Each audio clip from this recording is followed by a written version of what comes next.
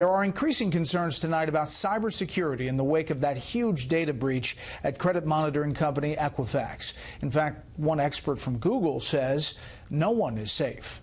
Here to talk more about that is Kirsten Todd, director of the Cyber Readiness Institute and fellow at the University of Pittsburgh Cyber Institute. Welcome back. Thanks, first of all, to what that Google official said about the safety, that nobody's safe here in this environment.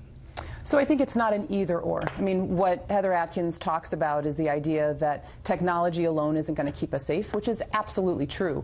But we really need to be advancing. She talks about artificial intelligence. We need to be advancing artificial intelligence to improve the capabilities that protect our networks and data. So we have to be working with humans and we have to be working with machines. All right, so let's talk about Equifax, the global impact here. 143 million Americans, 400,000 British, 100,000 Canadians. I mean, this was egregious. Absolutely. I mean, this is a big deal. And there are really three issues here that this breach has raised. The first is, as a country, as the United States, we look at critical infrastructure protection. But what this breach has demonstrated to us is that we really need to be looking at critical information protection. How are we protecting data? What's the government's role in protecting that data? The second is, this is institutional failure. To your point, this is gross negligence on the part of Equifax. The fact that they were not enacting basic cybersecurity risk management protocols, password issues, patching issues, it's unacceptable. In 2017, that is inexcusable, which leads to the third point, which is corporate accountability.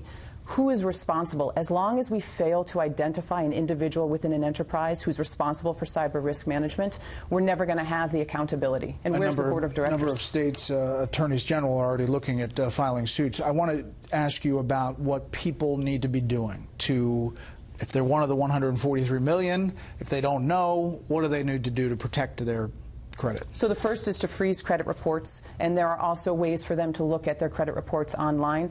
I would definitely caution them going to Equifax, per the story that you just referenced, which is Equifax has come out pretty inconsistently on what to do. But citizens need to be aware, and they need to take this security into their own hands right now because they need to protect themselves. Kirsten, as always, thank you so much. We'll be following this.